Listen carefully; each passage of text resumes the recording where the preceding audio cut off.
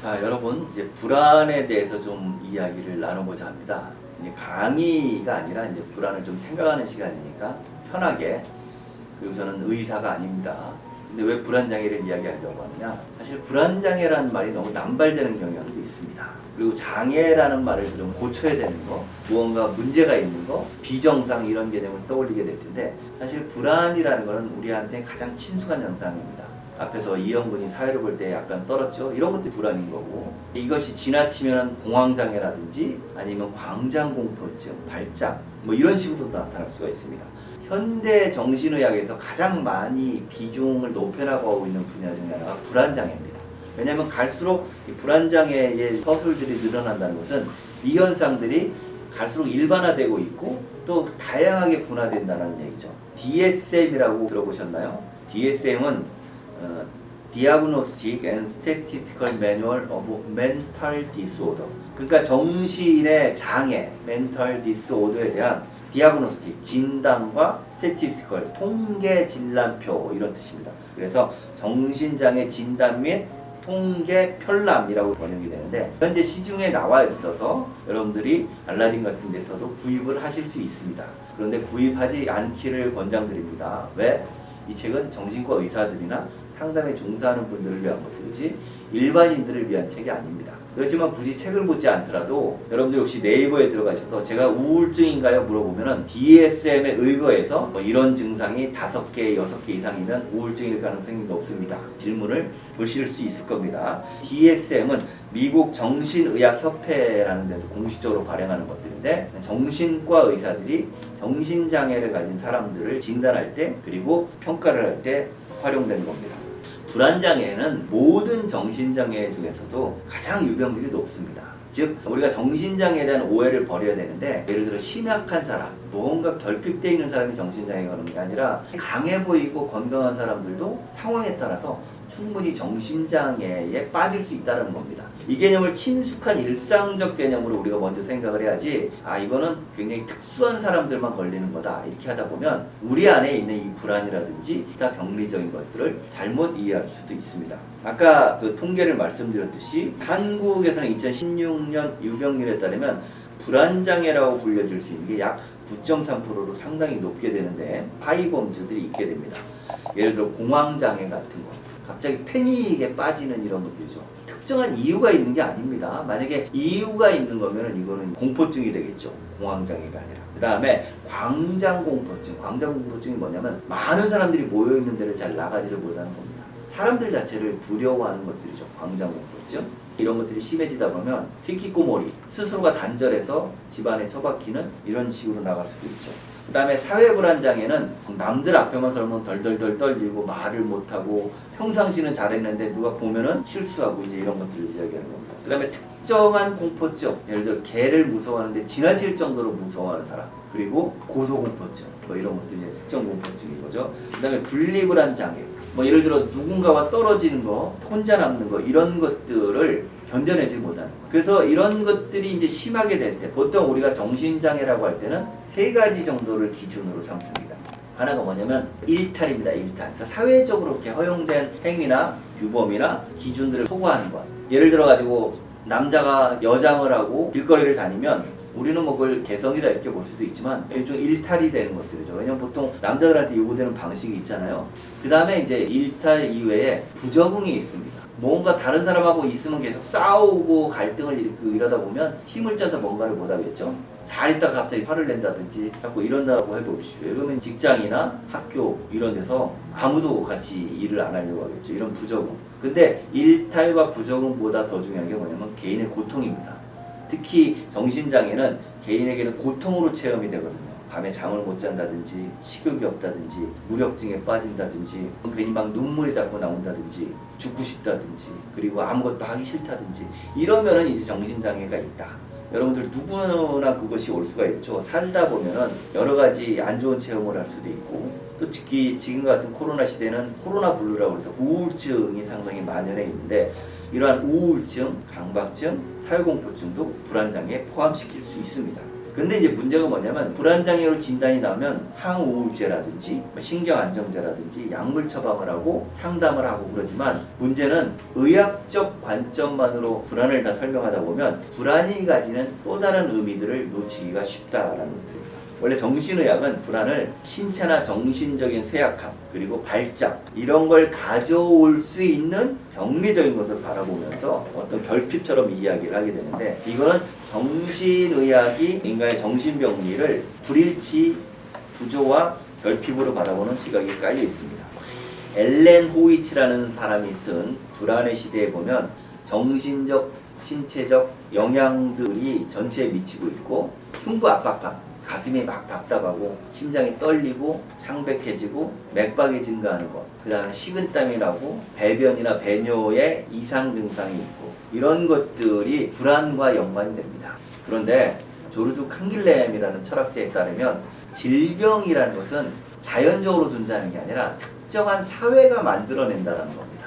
물론 지금 코로나처럼 사회가 인위적으로 만드는 게 아닌 질병들도 있지만 특히 정신장애 같은 경우는 사회가 그것을 병리적으로 규정을 하느냐 그렇지 아니냐에 따라서 우리가 그분들을 바라보는 입장이 대단히 다른 거죠.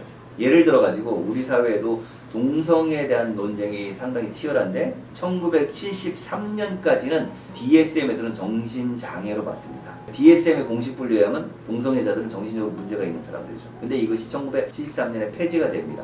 오늘날은 더 이상 정신장애라고 동성애를 보진 않죠. 여전히 동성애에 대한 찬반 논쟁이 있는 건 윤리적인 영역이지 정신적으로 문제가 있으니까 치료를 받아야 된다 이러면 이건 의학적 상식에 벗어나는 거죠.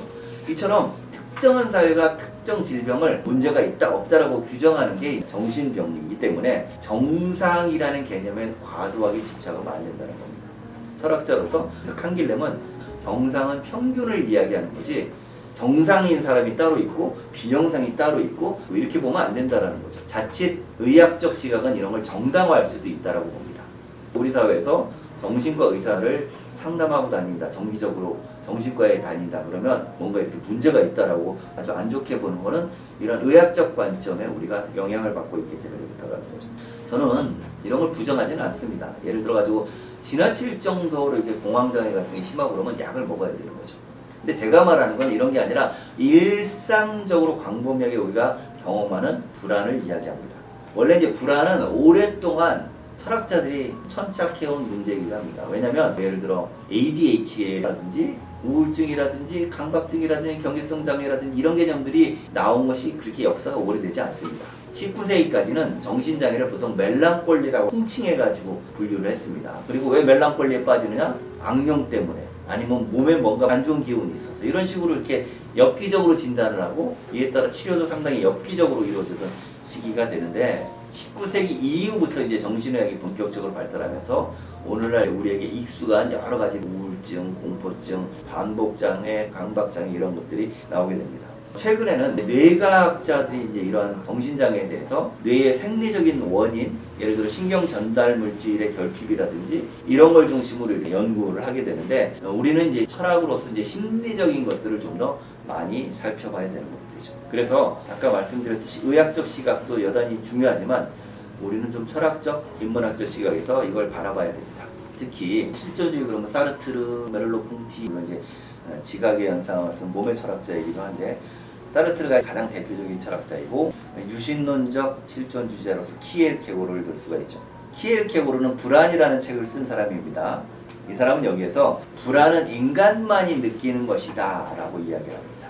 무슨 이야기냐면 인간이라는 존재가 어떤 겁니까? 키에르케고르에 의하면 이중적 존재입니다. 우리는 신도 아니고 그렇다고 동물도 아니고 그렇지만 중간에 있으면서 우리는 동물처럼 되지 않으려고 그러고 신처럼 되려고 하는 그리고 또 우리는 육체를 가진 존재지만 또 영혼을 가진 존재고 저는 기독교를 안 믿는데 이렇게 이야기하지 마시고 우리는 심리적인 어떤 정신적인 것들을 가지고 있죠. 그러니까 데카르트가 사유하는 코키토와 연장된 몸이라는 이 실체 개념을 개념화했잖아요. 키에르케고르는 불안은 인간이 느끼는 실존적 지표다라고 이야기했습니다. 거꾸로 얘기하면 불안을 느끼지 못하면 인간이 아닐 수도 있다는 거죠. 예를 들어 여러분들이 내일 시험을 본다고 한다 그러면 불안감을 느끼는 게 정상입니다. 근데 내일 시험을 보는데 만약에 기분이 계속 좋다. 이건 뭔가 이게 비정상적입니다. 내일 시험을 보는데 너무 기분이 좋아가지고 계속 이렇게 산만한 생각이 든다 그러면 이거는 비정상에 가까울 수도 있다라는 거죠. 그래서 불안이라는 거는 때로는 미래를 대비하기 위해서, 그리고 현재의 삶이 뭔가 문제가 있을 때 불안이 신호로서 작동할 수 있는 것들이죠. 자, 키에르케고르의 말을 한 구절 제가 읽어볼게요. 불안이라는 개념이라는 책에 나오는 이 구절입니다. 인간이 짐승이거나 천사였다면 그는 불안해할 수 없을 것이다. 인간은 종합이기 때문에 불안할 수 있다. 인간이 더 깊이 불안해하면 할수록 인간은 더 위대하다.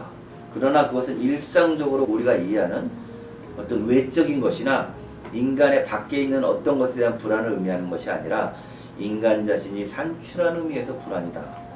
19세기 철학자 키에르케고르의 상당히 통찰력 있는 얘기죠. 어떤 외적인 것이 아니라 우리 스스로가 만들어내는 게 불안이라는 겁니다. 키에르케고르는 아주 멋있는 이야기를 남겼는데, 불안은 자유의 현기증이다. 자유를 우리가 누리려고 할 때 우리는 불안감을 느낀다는 것이죠. 왜냐하면 자유는 나의 선택을 전제로 하는데, 이 선택이 어떤 결과를 가져올까, 또 이 선택을 하면 저 선택이 잘못되지 않았을까 두려워하기도 하고, 결국은 우리가 자유를 가지고 있고 무언가를 선택해서 우리 삶을 만들어야 되는 존재이기 때문에 불안을 느낀다는 거죠. 여러분들 인사이드 아웃이라는 디즈니 영화를 보면 슬픔이 우리한테는 상당히 안 좋은 영향만 미치는 게 아니라 긍정적 영향을 미칩니다. 현재를 점검하고 자신의 문제들을 되돌아오게 만드는 영혼을 이렇게 순화시켜주는 기능을 한다라고 영화에 잘 나오고 있습니다. 불안도 마찬가지입니다. 우리가 실존하는 존재이기 때문에, 자유로운 존재이기 때문에 동물적이면서 유한한 존재지만 그걸 초월하려고 하는 이런 욕망과 의지가 있기 때문에 불안을 느끼는 겁니다. 또 20세기 철학자 하이데거는 불안에 대해서 뭐라고 얘기했냐면, 존재자 전체가 개연, 즉 존재자가 이렇게 드러나는 그것을 느끼는 가장 근본적인 기분이 불안이다. 근데 우리가 존재는 물적으로 만들 수는 없죠. 사람을 도구처럼 다뤄서는 안 됩니다.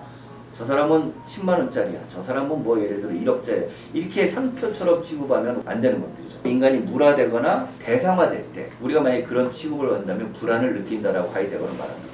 즉 나의 실존이 위협을 받고 있는 거죠. 나는 돈을 벌기 위해서 일터로 나가는데, 야 너는 5,000원짜리 알바, 이렇게 막 갑질을 당하면 우리는 굉장히 자존심을 상하고 그러면서 고통을 느끼게 될 텐데, 이럴 때 느끼는 게 불안이기도 하고, 또 하나 하이데거는 세상의 여론과 세상의 관습에 따라서 그냥저냥 사는 사람들, 이런 걸 다스만, 세인이라고 부릅니다. 그러니까 문제의식이 없는 거죠. 그냥 사회가 이렇게 원하는 것을 무비판적으로 따라가고 날마다 주어진 일을 아무런 성찰 없이 하는, 이럴 때 우리는 불안을 느낄 수 있습니다. 뭔가 잘못 살고 있다, 내 존재가 바라는 경고인 거죠. 이게 바로 하이데거에 따른 불안입니다. 그래서 불안을 느낀다는 것은 내가 뭔가 지금 잘못되고 있다는 거, 무언가 나의 실존이 위협받고 있다는 거, 이때 신호로처럼 다가오는 게 바로 실존의 메아리로서 불안입니다. 이처럼 우리는 실존주의자들의 말처럼 불안을 일종의 삶의 위기와 어떤 문제들을 안겨주는 일종의 목소리로서, 신호로서 들을 필요가 있습니다. 마침표에 물음표를 던지다.